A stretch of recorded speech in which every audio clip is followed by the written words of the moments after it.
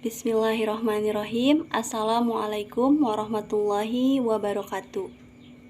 Alhamdulillahirabbil alamin wa bihi nasta'in wa ala umuri dunya waddin wa ala alihi wa sahbihi ajmain. Amma ba'du. Puji dan syukur marilah kita panjatkan kehadirat Allah Subhanahu wa taala karena atas rahmat dan karunia-Nya kita diberikan kesehatan sehingga dapat berkumpul dalam perkuliahan minggu kali ini. Tak lupa salawat dan salam selalu tercurahkan kepada Nabi kita, yakni Nabi Muhammad SAW. Yang terhormat kepada Ibu Herni Yuniarti Suhendi MPD dan Ibu Wahyuni Handayani MT selaku dosen pengampu bimbingan konseling, serta teman-teman sekalian yang saya cintai dan saya banggakan.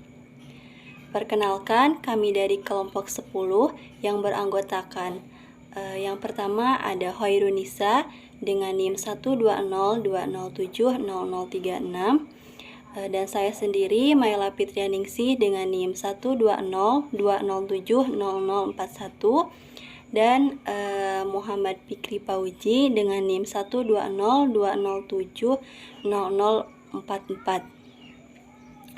Di sini kami akan menjelaskan materi terkait peranan konselor dalam pelaksanaan bimbingan dan peranan pengawas dalam organisasi. Untuk mempersingkat waktu, langsung saja kepada pemateri pertama yang akan disampaikan oleh saya sendiri. Yang pertama, definisi pengawas konselor. Konselor adalah seorang tenaga profesional yang memperoleh pendidikan khusus di perguruan tinggi dan mencurahkan seluruh waktunya pada pelayanan bimbingan. Konselor adalah anggota staf sekolah yang bekerja secara profesional dengan administrator, guru, dan personel penunjang lainnya serta orang tua untuk meningkatkan perkembangan siswa secara total. Pengawas konselor sendiri merupakan salah seorang anggota staf bimbingan yang bertindak selaku pengawas. Pengawas di sini memiliki tugas pokok untuk pengawasan dalam melaksanakan penilaian dan pembinaan terhadap guru pembimbing melalui pemberian arahan, bimbingan, contoh, dan saran. Selaku petugas pendidikan, maka konselor perlu menaruh minat pada program bimbingan dan harus memiliki beberapa kualifikasi tertentu yang penting, artinya dalam meningkatkan relasinya dengan peserta didik serta dalam usahanya untuk turut membantu anak memecahkan masalah-masalah yang sedang Yang kedua, persyaratan sebagai konselor. Pertama, seorang konselor harus mempunyai pengetahuan yang cukup luas, baik dalam segi teori maupun segi praktik. Segi teori merupakan hal yang sangat penting karena segi inilah yang menjadi landasan nantinya dalam praktik. Sedangkan untuk segi praktik juga itu sangat perlu dan penting untuk dikuasai. Karena bimbingan dan konseling adalah ilmu yang harus diterapkan dalam praktik sehari-hari, sehingga seorang konselor akan canggung apabila ia hanya menguasai teori saja tanpa memiliki kecakapan dalam praktik. Yang kedua, dalam segi psikologis, seorang konselor akan dapat mengambil tindakan yang bijaksana jika konselor telah cukup dewasa secara psikologis, yaitu adanya kemantapan atau kestabilan dalam psikisnya, terutama dalam segi emosi. Yang ketiga, seorang konselor harus sehat jasmani dan psikisnya. Apabila jasmani dan psikisnya tidak sehat, maka hal itu akan mengganggu dalam melaksanakan tugasnya. Yang keempat, seorang konselor harus mempunyai kecintaan terhadap pekerjaannya dan juga terhadap individu yang dihadapinya. Sikap ini akan menimbulkan kepercayaan pada individu tersebut. Tanpa adanya kepercayaan dari individu, maka tidaklah mungkin konselor dapat menjalankan tugas dengan sebaik-baiknya. Yang kelima, seorang konselor harus mempunyai inisiatif yang baik sehingga dapat diharapkan supaya bimbingan dan konseling berkembang ke arah keadaan yang lebih sempurna demi untuk kemajuan masyarakat. Yang keenam, karena bidang gerak dari konselor itu tidak terbatas, maka seorang konselor harus supel, ramah tamah, sopan santun dalam segala perbuatannya, sehingga konselor dapat bekerja sama dan memberikan bantuan secukupnya untuk kepentingan masyarakat itu. Yang ketujuh, seorang konselor diharapkan mempunyai sifat-sifat yang dapat menjalankan prinsip-prinsip serta kode etik bimbingan dan konseling dengan sebaik-baiknya. Yang ketiga, tanggung jawab konselor. Sebagai suatu profesi, konselor memiliki tanggung jawab yang merupakan hal yang penting dan prasyarat dasar dalam menjalankan profesinya sebagai konselor. Adapun tanggung jawab konselor diantaranya, yang pertama, tanggung jawab konselor kepada siswa. Konselor memiliki kewajiban dan kesetiaan utama dan terutama kepada siswa yang harus diperlakukan sebagai individu yang unik. Konselor memperhatikan sepenuhnya kebutuhan siswa, kebutuhan yang menyangkut pendidikan, jabatan atau pekerjaan, pribadi dan sosial, dan mendorong pertumbuhan serta perkembangan yang optimal bagi setiap siswa. Memberitahu siswa tentang tujuan dan teknik layanan bimbingan dan konseling serta aturan atau prosedur yang harus dilalui apabila ia menghendaki bantuan bimbingan dan konseling. Yang kedua, tanggung jawab konselor kepada orang tua. Konselor harus menghormati hak dan tanggung jawab orang tua terhadap anaknya dan berusaha sekuat tenaga membangun hubungan yang erat dengan orang tua demi perkembangan siswa. Konselor memberitahu orang tua tentang peranan konselor dengan asas kerahasiaan yang dijaga secara teguh. Konselor juga menyediakan berbagai informasi untuk orang tua yang berguna dan menyampaikannya dengan cara yang sebaik-baiknya untuk kepentingan perkembangan siswa itu sendiri. Yang ketiga, tanggung jawab konselor kepada sejawat. Konselor memperlakukan sejawat dengan penuh kehormatan, keadilan, keobjektifan, dan kesetiakawanan. Konselor mengembangkan hubungan kerjasama dengan sejawat dan staf administrasi demi terbinanya pelayanan bimbingan konseling yang maksimum. Konselor juga membangun kesadaran tentang perlunya asas kerahasiaan, perbedaan antara data umum dan data pribadi, serta pentingnya konsultasi sejawat. Yang keempat, tanggung jawab konselor kepada sekolah dan masyarakat. Konselor mendukung dan melindungi program sekolah terhadap penyimpangan-penyimpangan yang merugikan siswa.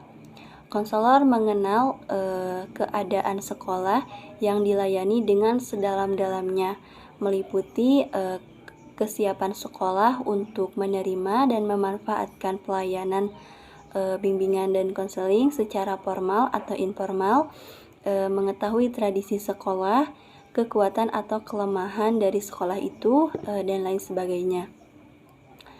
Konselor juga mengembangkan dan meningkatkan peranan dan fungsi bimbingan dan konseling untuk memenuhi kebutuhan segenap unsur-unsur sekolah dan masyarakat. Yang kelima, tanggung jawab konselor kepada dirinya sendiri. Konselor berfungsi dalam layanan bimbingan dan konseling secara profesional dalam batasan-batasan kemampuannya serta menerima tanggung jawab dan konsekuensi dari pelaksanaan fungsi tersebut. Konselor juga menyadari kemungkinan pengaruh pribadi terhadap pelayanan yang diberikan kepada kliennya. Konselor juga memonitor bagaimana diri sendiri berfungsi dan bagaimana tingkat keefektifan pelayanan, serta menahan segala sesuatu kemungkinan merugikan kliennya. Yang keenam, tanggung jawab konselor kepada profesi. Konselor bertindak sedemikian rupa sehingga menguntungkan diri sendiri sebagai konselor dan profesi. Konselor berpartisipasi secara aktif dalam kegiatan organisasi profesional bimbingan dan konseling, baik di tempatnya sendiri, di daerah maupun lingkungan nasional. Konselor menjalankan dan mempertahankan standar profesi bimbingan dan konseling serta kebijaksanaan yang berlaku berkenaan dengan pelayanan bimbingan dan konseling. Sekian yang dapat saya sampaikan, dilanjutkan oleh pemateri kedua. Peran konselor dalam pelaksanaan bimbingan. Menurut Burt dan Robinson, peran adalah apa yang diharapkan dari posisi yang dijalani seseorang konselor dan persepsi dari orang lain terhadap posisi konselor tersebut. Sedangkan peran konselor menurut Burt dan Robinson adalah peran yang inheren ada dan disandung oleh seseorang yang berfungsi sebagai konselor. Persyaratan sebagai pengawas konselor. Beberapa kualifikasi dan persyaratan bagi seseorang pengawas konselor yaitu: A. Salah satu kualitas penting yang harus dimiliki seseorang pengawas konselor ialah kemampuan yang mendalam untuk mengetahui dan memahami sifat-sifat seseorang. Ia harus mampu menemukan daya dan kekuatan pada diri seseorang. Ia harus dapat merasakan kekuatan jiwa apakah yang mendorong seseorang berbuat sesuatu. Ia harus meneliti sebab-sebabnya. Setelah menemukan sebab itu, ia harus dapat mengembangkan dalam individu suatu desakan sosial yang positif. B. Seseorang pengawas konselor perlu pula memiliki kualitas lainnya, yakni ia telah menghayati dalam hidupnya berbagai corak ragam pengalaman. Ia dapat menunjukkan jalan dan lebih mampu menafsirkan rahasia hidup. Apabila ia terlebih dahulu telah menempuh jalan hidup yang berliku-liku, penuh dengan berbagai kesukaan dan rintangan-rintangan, ia belum siap untuk membimbing manusia yang menghadapi berbagai masalah karena belum mampu memberikan pelayanan bimbingan yang tepat dan efektif. Apabila dalam hidupnya terdahulu belum dapat merasakan kepahitan seseorang dan menderita kesalahan. C. Salah satu persyaratan lainnya ialah bahwa seseorang pengawas konselor itu harus memiliki kepribadian yang seimbang dan kuat. Murid atau konselor harus memiliki dalam diri konselor ia sesuatu daripada dirinya. Apabila konselor itu bermaksud untuk menanamkan rasa bersatu ke dalam diri muridnya itu, dengan kata lain,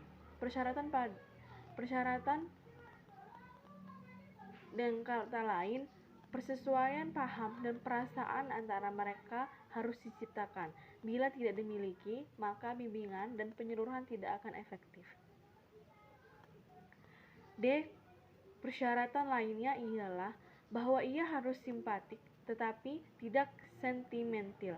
Konselor yang disimpatik akan tetap objektif, dan ia memiliki mata yang tidak buta karena perasaannya yang sentimentik, tetapi jernih dan memancarkan cahaya yang dapat menembus jiwa seseorang.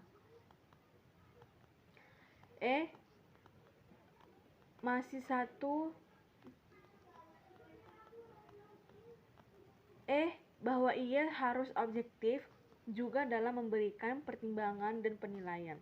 Tidak ada sesuatu ruang bagaimanapun kecilnya dalam hati sanubarinya dan mengandung prasangka dan pandangan buruk terhadap seseorang. Ia selalu bertindak dengan bijaksana. Tujuan hidupnya ialah untuk melayani dan bukan untuk dilayani, untuk memahami dan bukan menjadi keharusan secara pribadi harus dipahami. Fungsi pengawas konselor yaitu fungsi bimbingan dan konseling untuk membantu konseling supaya dapat menjaga diri dan mempertahankan situasi kondusif yang telah tercipta dalam dirinya. Fungsi ini memfasilitasi konseling agar terhindar dari kondisi-kondisi yang akan menyebabkan penurunan produktivitas diri. Pelaksanaan fungsi ini diwujudkan melalui program-program yang menarik, rekreatif, dan fakultatif atau pilihan sesuai dengan minat konseling. Selanjutnya ada kegiatan pendukung untuk fungsi pengawas konselor. Yang pertama, aplikasi instrumentasi data, yaitu merupakan kegiatan untuk mengumpulkan data dan keterangan tentang peserta didik, tentang lingkungan peserta didik dan lingkungan lainnya yang dapat dilakukan dengan menggunakan berbagai instrumen, baik tes maupun non-tes, dengan tujuan untuk memahami peserta didik dengan segala karakteristiknya dan memahami karakteristik lingkungan. Yang kedua ada konferensi kasus, merupakan kegiatan untuk membahas permasalahan peserta didik di dalam suatu pertemuan yang dihadiri oleh pihak-pihak yang dapat memberikan keterangan, kemudahan, dan komitmen bagi terentasnya permasalahan klien. Berikutnya ada peranan pengawas konselor. Pengawas merupakan salah satu fungsi dalam manajemen suatu organisasi, di mana memiliki arti suatu proses mengawasi dan mengevaluasi sesuatu kegiatan. Suatu pengawasan dikatakan penting karena tanpa adanya pengawasan yang baik, tentunya akan menghasilkan tujuan yang kurang memuaskan, baik organisasinya itu sendiri, maupun bagi para pekerja di dalam suatu organisasi. Terdapat tipe-tipe pengawasan yang digunakan, seperti pengawasan pendahuluan, yang kedua pengawasan pada saat kerja berlangsung, yang ketiga pengawasan feedback, dan di dalam proses pengawasan juga diperlukan tahap-tahap pengawasan untuk mencapai tujuan yang diinginkan. Kesimpulan, konselor adalah seorang tenaga profesional yang memperoleh pendidikan khusus di perguruan tinggi dan mencurahkan seluruh waktunya pada pelayanan bimbingan. Pengawas konselor ialah penilik sekolah dan pengawas. Selaku petugas pendidikan, maka ia perlu menaruh minat pada program bimbingan dan harus memiliki beberapa kualifikasi tertentu yang penting. Artinya dalam meningkatkan relasinya dengan peserta didik, serta dalam usahanya untuk turut membantu peserta didik dalam memecahkan masalah-masalah yang sedang dihadapinya. Mungkin cukup sekian yang dapat kelompok kami sampaikan. Mohon maaf apabila banyak kesalahan. Wabillahi taufiq wal hidayah. Wassalamualaikum warahmatullahi wabarakatuh.